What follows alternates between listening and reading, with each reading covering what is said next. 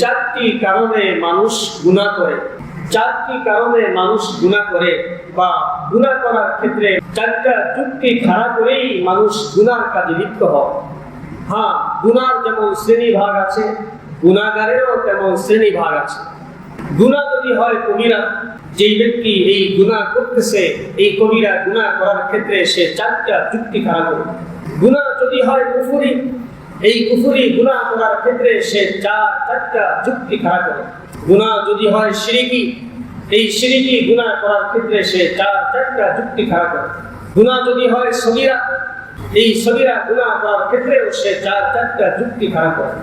বুজুর্গান লিখেছেন, গুনাহগাররা যে চারটা যুক্তি খাড়া করে, এই চারটার জবাব আল্লাহ তাআলা পরিষ্কারভাবে তার কোরআনে দিয়েছেন। সুবহানাল্লাহ। তোমাদের এই সমস্ত যুক্তি, ভ্রান্ত যুক্তি, এইগুলি তোমাদের ল্যাংড়া যুক্তি, এগুলি মূলত কোনো যুক্তি নয়। আর এই যুক্তির পিছনে যে কলকাঠিকে নাড়ে সে হচ্ছে মিস্টার ইবলিস। মুহতারাম হাজিরিন, আসুন এই যুক্তিগুলি আমরা একের পর এক শুনব আর নিজের সাথে মেলানোর চেষ্টা করব, এবং এই যুক্তিগুলি যে অযথা, মিথ্যা, বানোয়া, অহেতুক, এগুলি কোনো যুক্তি না, এ ব্যাপারে কোরআনের আয়াত থেকে আমরা বোঝার চেষ্টা করি। খেয়াল করি, ইন্না রাব্বাকা লাবিল মিরসাদ وقال تعالى في مقام آخر يعلم خائنة الأعين وما تخفي الصدور وقال تعالى في مقام آخر وهو معكم أينما كنتم بارك الله لنا ولكم في القرآن العظيم ونفعنا وإياكم بالآيات والذكر الحكيم।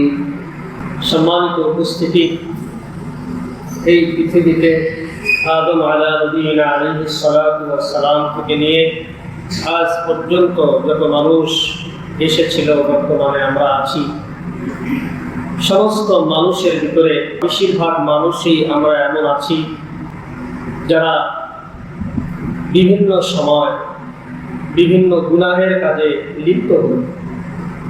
কিছু মানুষ আছে যারা গুনার কাছে যায় না, এদের সংখ্যা একেবারেই সীমিত, এদেরকে হিসাব করে বের করা যাবে এরকম সংখ্যা। কিন্তু যারা আমরা গুনার কাজে লিপ্ত আছি, আমাদের সংখ্যা তুলনাহীন। তো জানার বিষয় হলো, যারা আমরা গুনাহ করছি বা আমাদের অতীতে যে সকল জাতি এসেছিলেন তারা যে গুনাহ করেছেন, এই গুনাহ করার পিছনে আসলে কি কারণ, কি যুক্তি। মানুষ যে কোনো কাজ করে, সেই কাজ করার ক্ষেত্রে সেখানে লাভ ক্ষতি দেখে, যুক্তি দেখে, কারণ দেখে। তো এই যে গুনাহগারের সংখ্যা সমাজে আগেও বেশি ছিল, এখনো বেশি। গুনাহগাররা যারা আমরা আছি, আমরা গুনাহ কেন করি, এর পিছনে কি কারণ, এর পিছনে কি দলিল বা এর পিছনে কি যুক্তি।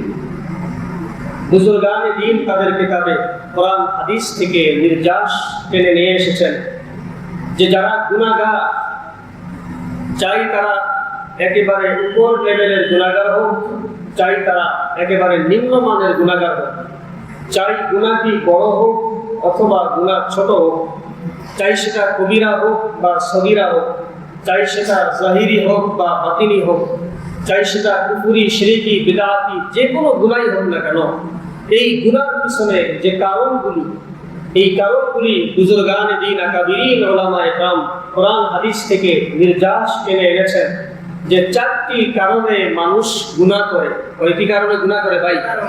এই কথাটা আমাদের স্মরণ রাখতে হবে।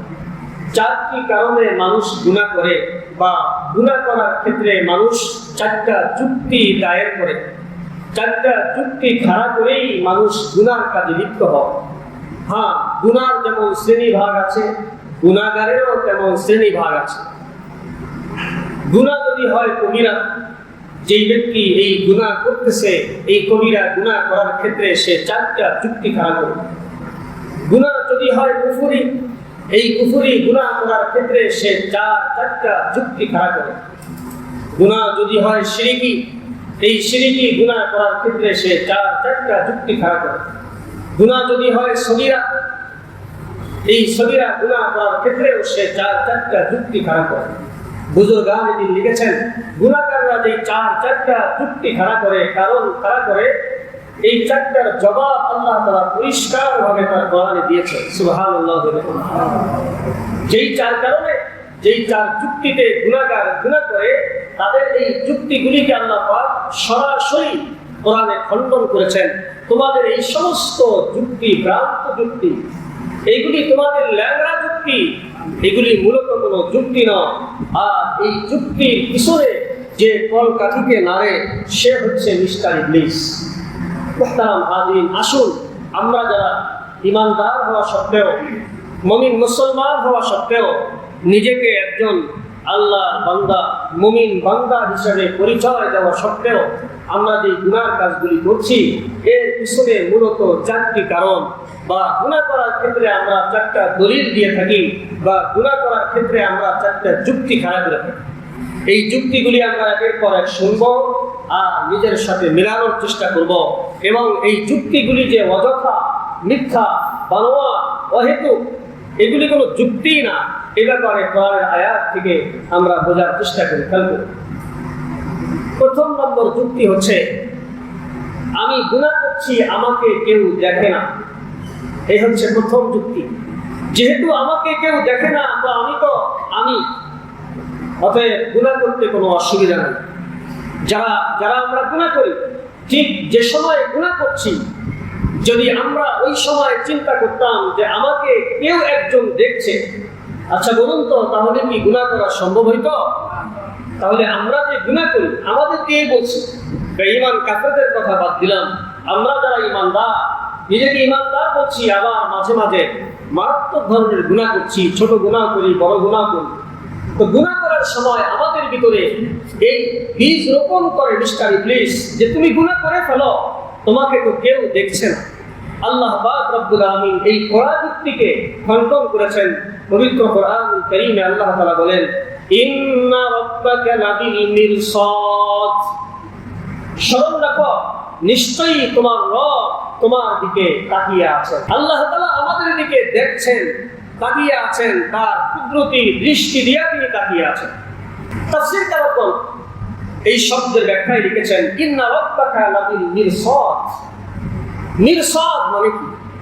মিরসাদ মানে হচ্ছে কোনো একজন শিকারী যখন কোনো শিকারকে শিকারি করার জন্য প্রস্তুতি নেয়, ঘুরে বেড়ায়, খোঁজে অমুক পাখিটাকে আমি শিকার করতে চাই।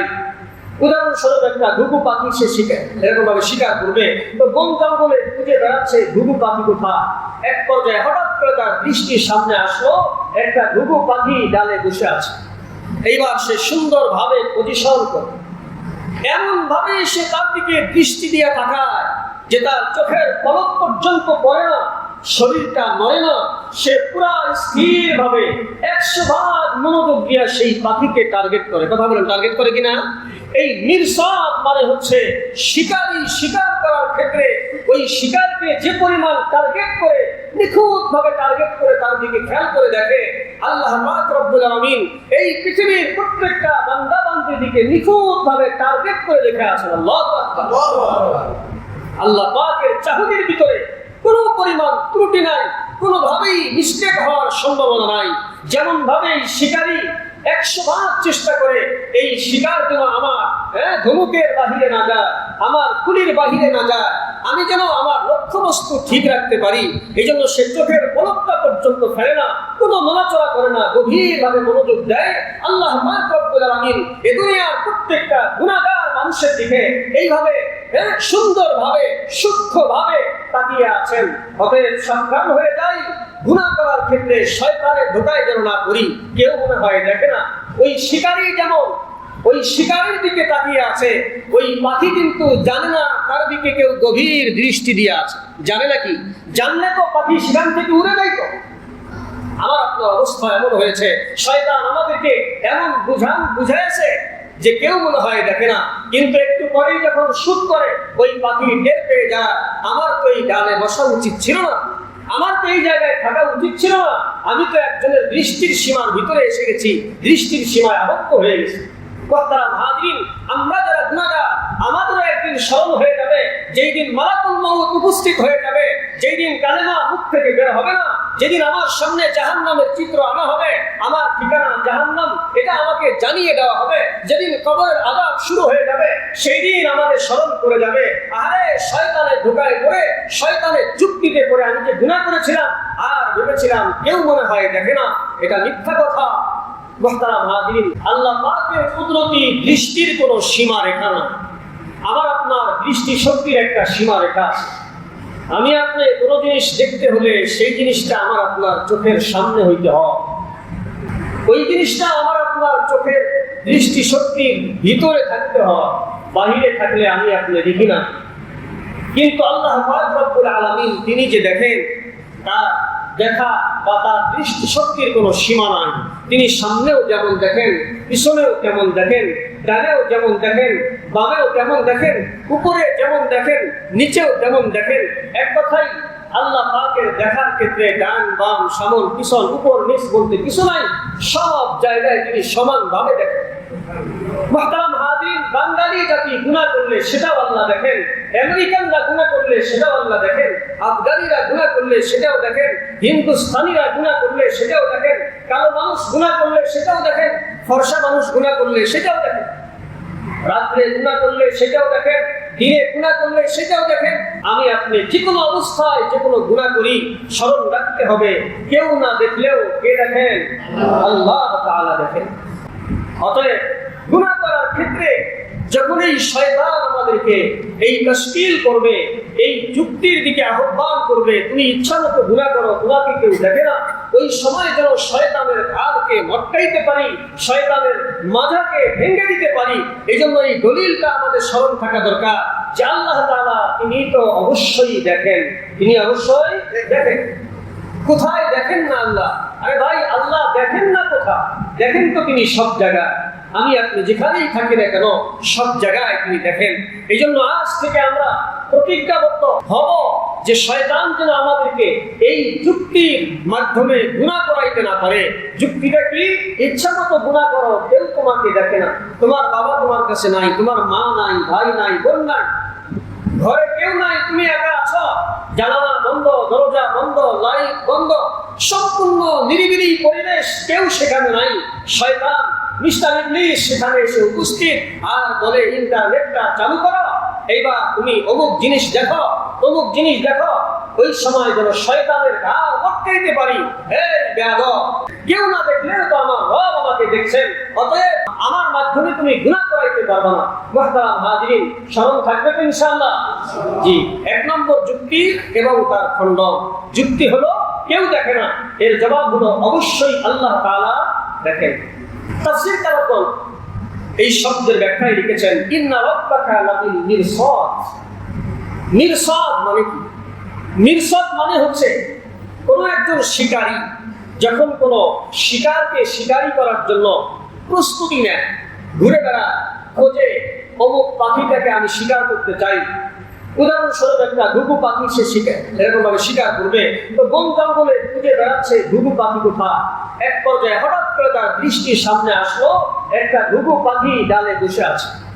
এইবার সে সুন্দরভাবে পজিশন করে, এমন ভাবে সে তার দিকে দৃষ্টি দিয়ে তাকায় যে তার চোখের পলক পর্যন্ত পড়ে না, শরীরটা নড়ে না, সে পুরা স্থির ভাবে 100 মনোযোগ দিয়ে সেই পাখিকে টার্গেট করে। কথা বলেন, টার্গেট করে কিনা? এই মিরসাদ মানে হচ্ছে শিকারী শিকার করার ক্ষেত্রে ওই শিকারকে যে পরিমাণ টার্গেট করে, নিখুঁত ভাবে টার্গেট করে তার দিকে খেয়াল করে দেখে, আল্লাহ পাক রব্বুল আলামিন এই পৃথিবীর প্রত্যেকটা বান্দা বান্দির দিকে নিখুঁত ভাবে টার্গেট করে দেখে আছেন। আল্লাহু আকবার। আল্লাহ পাকের চাহনির ভিতরে কোনো পরিমাণ ত্রুটি নাই, কোনোভাবেই মিস্টেক হওয়ার সম্ভাবনা নাই।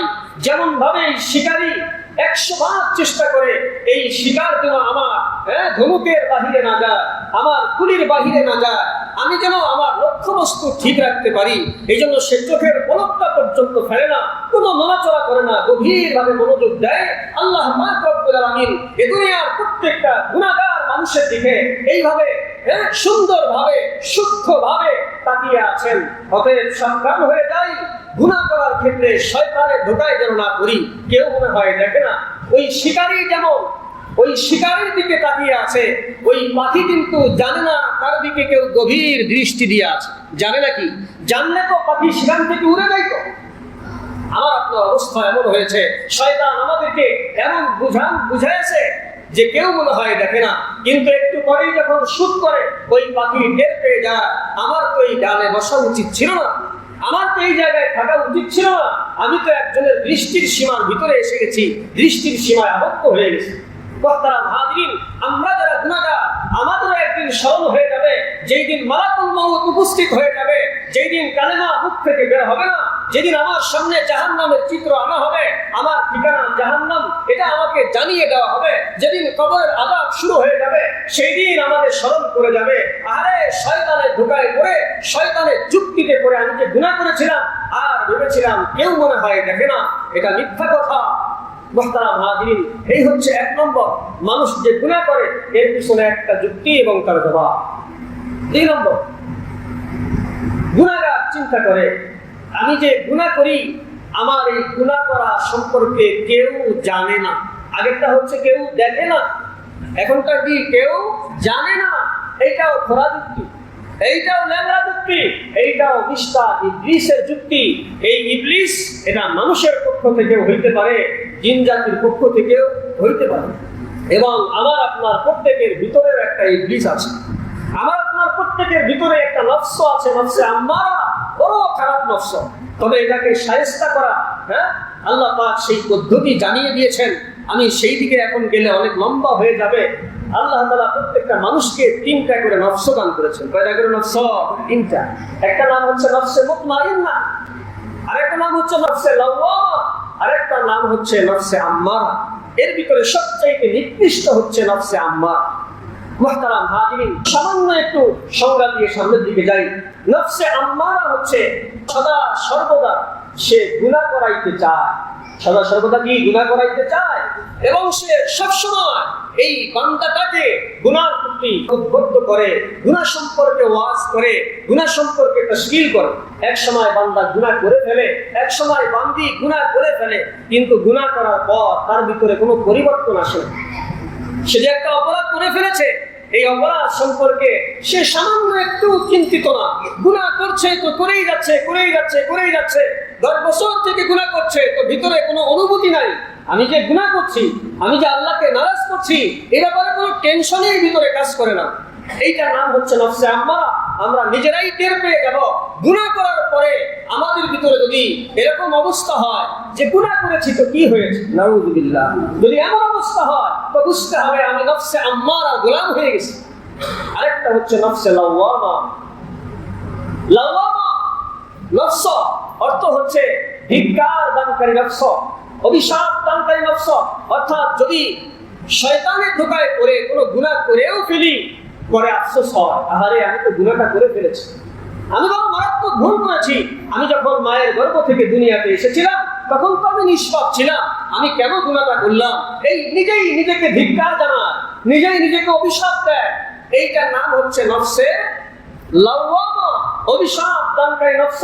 মুহতারাম হাজিরিন, যদি আমাদের এমন অবস্থাটাও হইতো যে আমি গুনাহ করার পরে একটু লজ্জিত হচ্ছি, বড় ভুল করে ফেলেছি, এমনটা চিন্তা যদি আমাদের ভিতরে আসে, যদি আমরা অনুতপ্ত হই, তাহলে বুঝবো যে আমি আপনি নফসে লাওয়ামার গোলাম। কার গোলাম?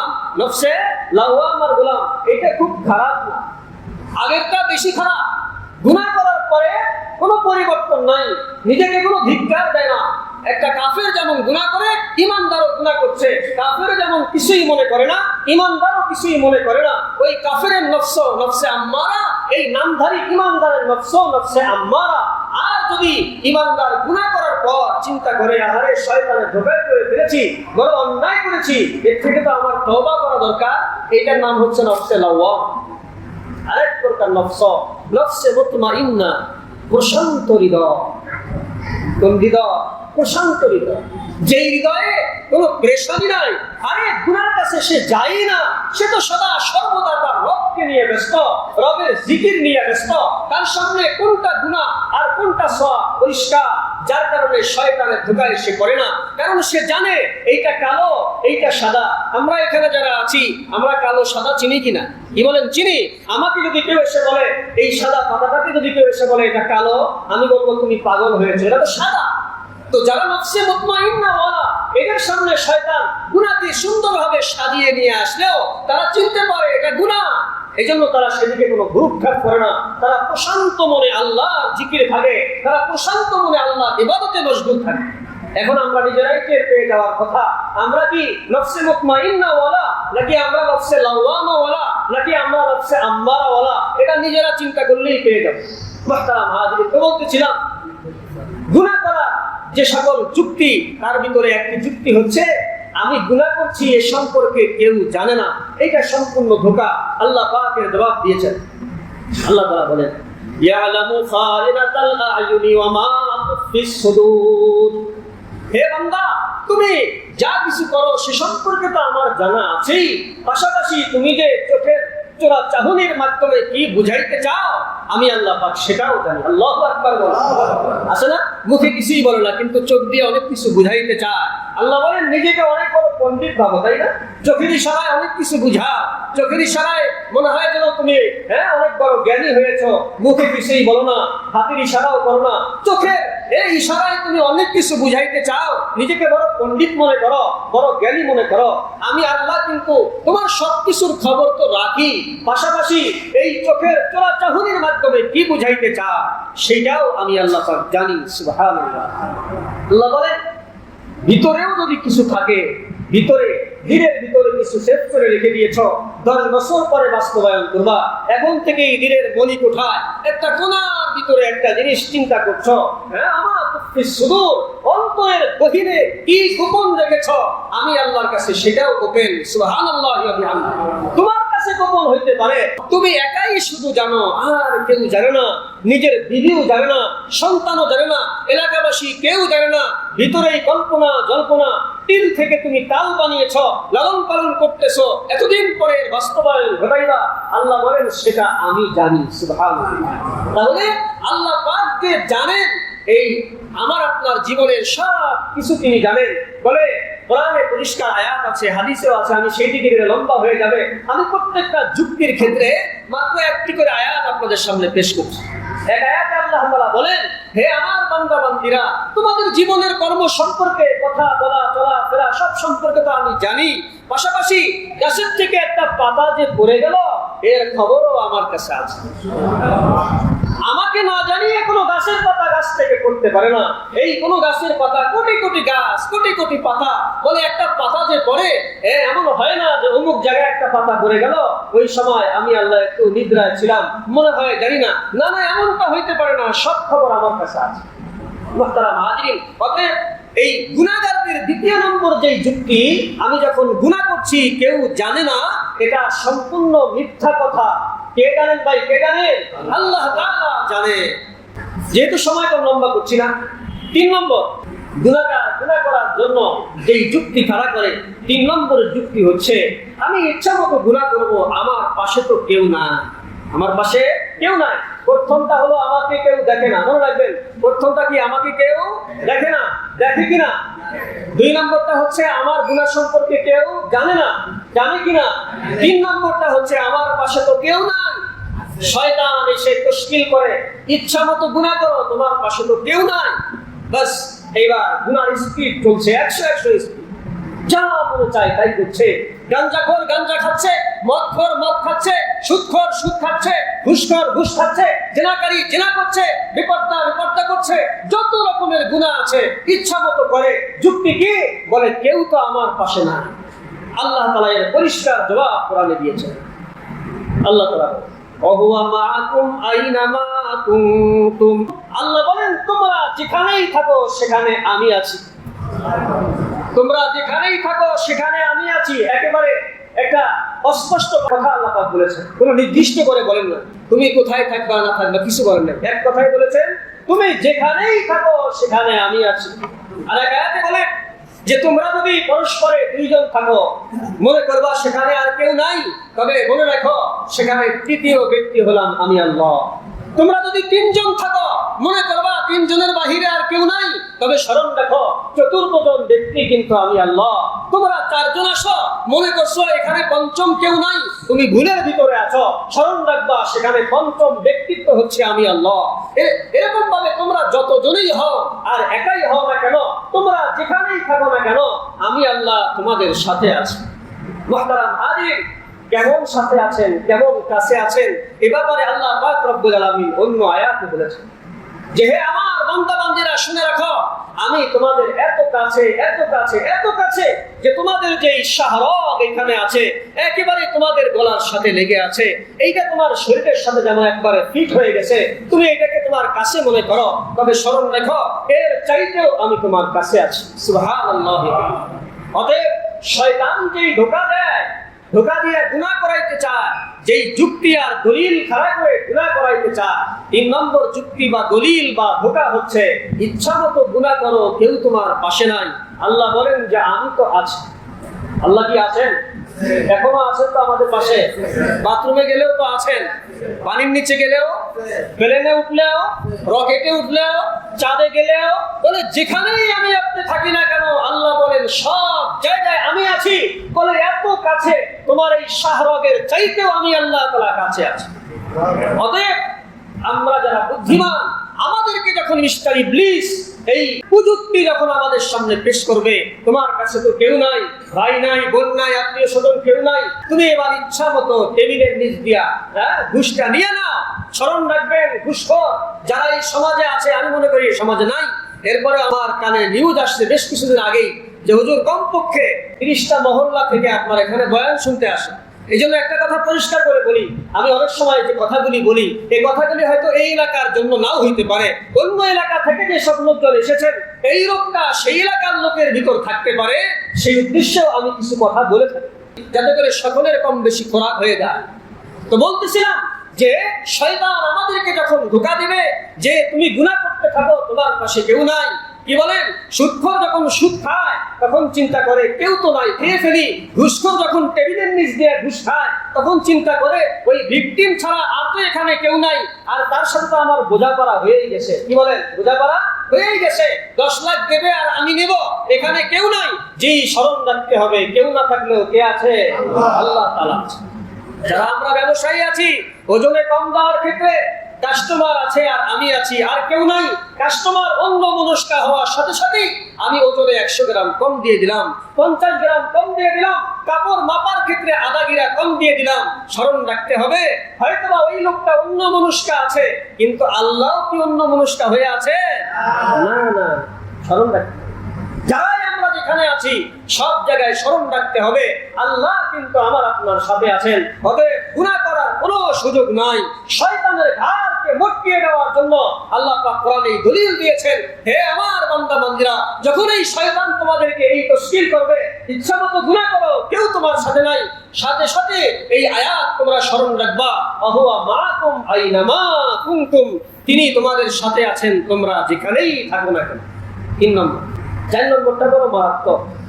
তাফসীর কারকগণ লিখেছেন, বুজুর্গানে দিন লিখেছেন, গুনাহগার যখন গুনাহ করতে চায় 4 নম্বরের যে যুক্তি সে পেশ করে যে আমি গুনাহ করব, এটা আমার কে কি কবে, আমাকে কে কি বলবে, বা আমার কি ক্ষতি করতে পারবে, বা আমি গুনাহ করেই যাব, এখানে আমার এই গুনাহে বাধা দেওয়ার ক্ষমতা কার আছে, অথবা আমি গুনাহ করেই যাব, আমাকে শাস্তি দেওয়ার যোগ্যতাই বা কার আছে। নাউযুবিল্লাহ। আমি গুনাহ করেই যাব, এতে কি হবে, গুনাহ করলে কি হবে?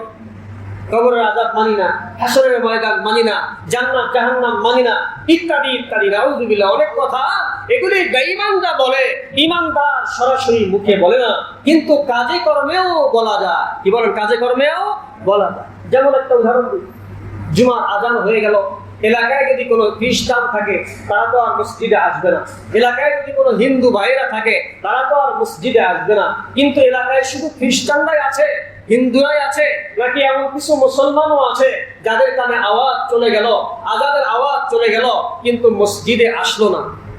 হিন্দুরা বলবে আজকে তো এই আজান আমাদের জন্য না, খ্রিস্টানরা বলবে এই আজান তো আমাদের জন্য না, কিন্তু মুসলমান যারা নামাজে আসেনি তারাও কি এই কথা বলে যে এই আজান তো আমাদের জন্য না? বলে নাকি? না না, মুখে তো বলতেই পারে না, অসম্ভব।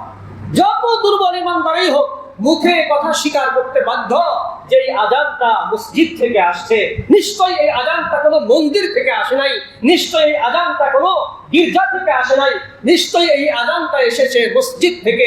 অতএব দুর্বল ইমানদারও এ কথা স্বীকার করতে বাধ্য এটা মুসলমানদের জন্যই দাওয়া। কার জন্য দাওয়া?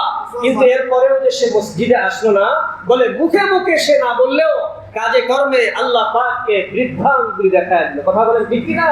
বলে আমি নামাজ পড়বো না, কি হবে? এটা তো কাফের মৌখিক বাক্য, ইমানদারি কথা বলে না, কিন্তু কাজে কর্মে দেখা দেয়। বালেগ হয়েছে 15 বছর বয়সে, বয়স এখন তার 30 বছর এইভাবেই চলে যাচ্ছে। দৈনিক 5 বার আল্লাহ পাক মুয়াজ্জিনের মাধ্যমে ডাকছেন, আসো হাইয়া আলাস সালাহ হাইয়া আলাল ফালাহ, আস-সালাতু খায়রুম মিনান নাওম। দৈনিক 5 বার ডাকছেন, কিন্তু আমি আপনি ইমানদার হওয়া সত্ত্বেও এখনো পর্যন্ত মসজিদমুখী হইলাম না।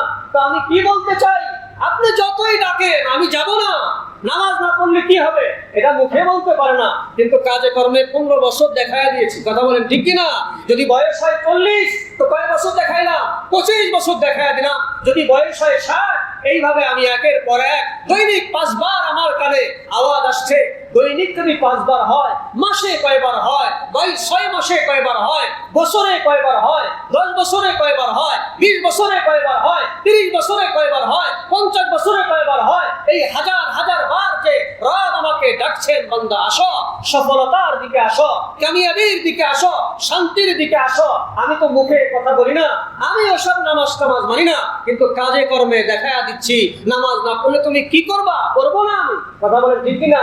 এই যে গুনাহগার এই চিন্তা করি, এই কুযুক্তি নিয়ে এই গুনাহ করে, শয়তান তাকে এটাই বুঝা নামাজ না পড়লে কি হবে, রোজা না রাখলে কি হবে, হারাম খাইলে কি হবে।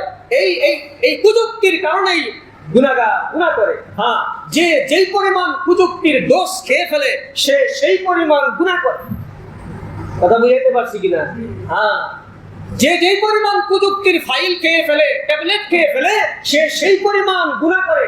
মুহতারাম হাজিরিন, আল্লাহ পাক রব্বুল আলামিন এবার এই কুযুক্তির জবাবে পরিষ্কার করে কোরআনে বলেছেন, বিভিন্ন আয়াতে বলেছেন। আমি একটা আয়াত বলছি, আল্লাহ তাআলা বলেন ইন্না আখযাহু আলীমুন শাদীদ।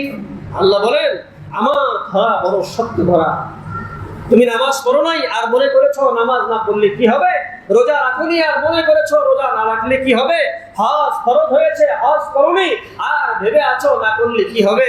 মনে রাখবা তার ধরা বড় কঠিন ধরা, তার শাস্তি বড় যন্ত্রণাদায়ক শাস্তি। মুহতারাম হাজিরিন, অতএব আমরা যারা ঈমানদার আছি, আমরা যখনই কোনো গুনাহ করতে যাব, শয়তান আমাদের সামনে এই 4টা ল্যাংড়া যুক্তি, এই 4টা কুযুক্তি পেশ করবে। তার ভিতরে একটা কি, ইচ্ছা মতো গুনাহ করো, তোমাকে কেউ দেখে না।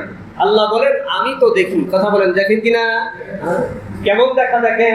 শিকারী যেমন শিকারকে গভীরভাবে দেখেন, শয়তান যখন ধোঁকা দেবে যে তুমি গুনাহ করো, তোমার গুনাহ সম্পর্কে কেউই জানে না, তোমার গুনাহ সম্পর্কে কেউ জানে না। আল্লাহ পাক এটাও বলে দিয়েছেন, কেউ না জানলেও আমি আল্লাহ তাআলা জানি। 3 নম্বরে, তুমি গুনাহ করো, তোমার কাছে কেউ নাই। আল্লাহ বলে এটাও শয়তানের ধোঁকা, কেউ না থাকলেও আমি আল্লাহ তাআলা আছি।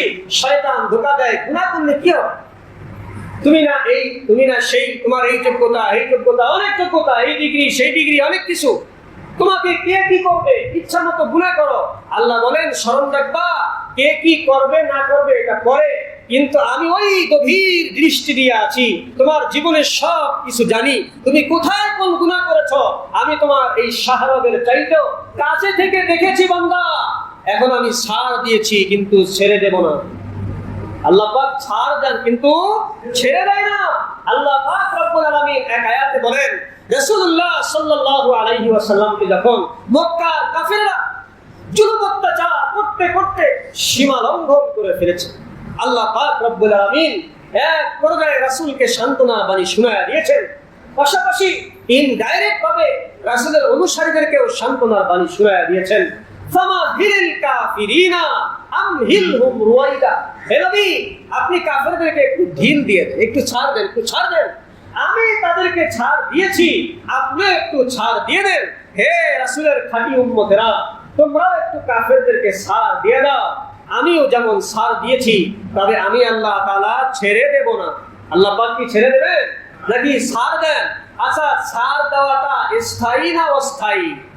কি বলেন? ছাড় দেওয়াটা স্থায়ী নয়, অস্থায়ী। হ্যাঁ, ছাড় দেওয়া বা ছেড়ে দেওয়া এগুলি একটাও স্থায়ী নয়, সবগুলি অস্থায়ী। কিন্তু আল্লাহ পাক যে ধরবেন এটা কিন্তু স্থায়ী, এটা কিন্তু কি স্থায়ী। যেমন এক আয়াতে আল্লাহ বলেন, লাস্তা আলাইহিম বিমুসাইতির। সারমর্ম হলো, আমি আপনাকে দারোগা বানায়া পাঠাই না। আপনি পিটায়া পিটায়া প্রভাব খাটিয়ে মানুষকে মুসলমান বানাবেন না, না, এই দায়িত্ব আমি আপনাকে দেই নাই। লাস্তা আলাইহিম বিমুসাইতির। আপনার কাজ হলো ফাযাক্কির, আপনি ওয়াজ করতে থাকুন, আপনি নসিহত করতে থাকুন, আপনি মাহফিলের মাধ্যমে জানিয়ে দিন, আপনি খুশুসি গাস্তের মাধ্যমে জানিয়ে দিন, আপনি সমষ্টিভাবে সবাইকে জানায়া দিন, এককভাবেও জানায়া দিন যে এইটা ভালো রাস্তা, এইটা খারাপ রাস্তা। আপনি কোনো বল প্রয়োগ করে লাঠির আঘাতে চোখ রাঙিয়ে ধমক দিয়ে কাউকে ইসলামের দাওয়াত দেবেন, এই দায়িত্ব আমি আল্লাহ আপনাকে দেইনি। লাস্তা আলাইহিম বিমুসাইতির।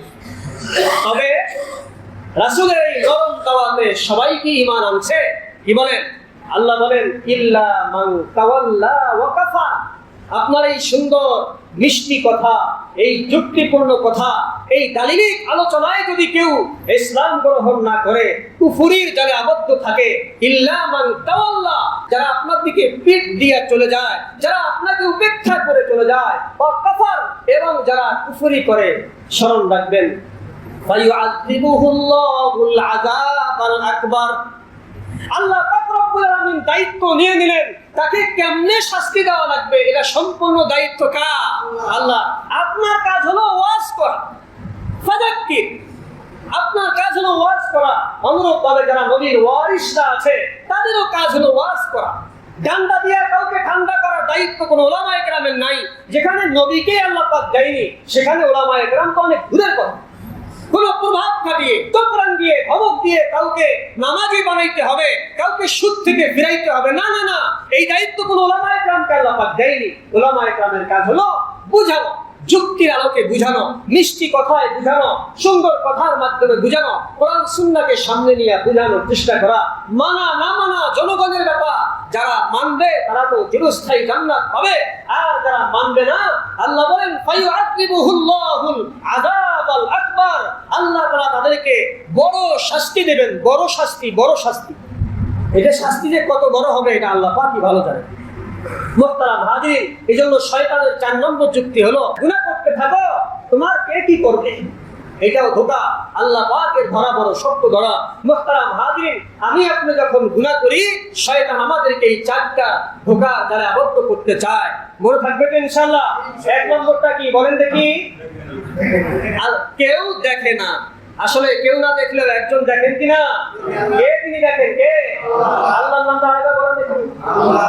কে দেখেন? আল্লাহ। সবাই বলেন কে দেখেন? আল্লাহ। 2 নম্বর, কেউ জানে না। কেউ না জানলেও কে জানে? আল্লাহ। 3 নম্বরে কেউ পাশে না, কেউ না থাকলেও কে আছে? আল্লাহ। 4 নম্বরে কিছুই করতে পারবে না। কেউ কিছু করতে না পারলেও কে পারবেন? আল্লাহ তাআলা পারবেন। অতএব আমরা দুর্বল ইমানদার, শয়তান আমাদেরকে যে কোনো মুহূর্তে এই 4টা ট্যাবলেট খাওয়ায়া গুনাহ করাইতে পারে। আজ থেকে আমাদের কোন করতে হবে, এই 4 ট্যাবলেটের কোন ট্যাবলেট যেন আমাদেরকে খাওয়ায়া শয়তান আমাদেরকে গুনার কাজে নিতে না পারে। নিয়ত আছে তো ইনশাআল্লাহ? কার কার নিয়ত আছে? হাতটা উঠান দেখি। আল্লাহ তাআলা আমাদের সবাইকে শয়তানের ধোঁকা থেকে হেফাজত করুন। আমিন। ওয়া আখিরু দাওয়ানা আলহামদুলিল্লাহি রাব্বিল আলামিন।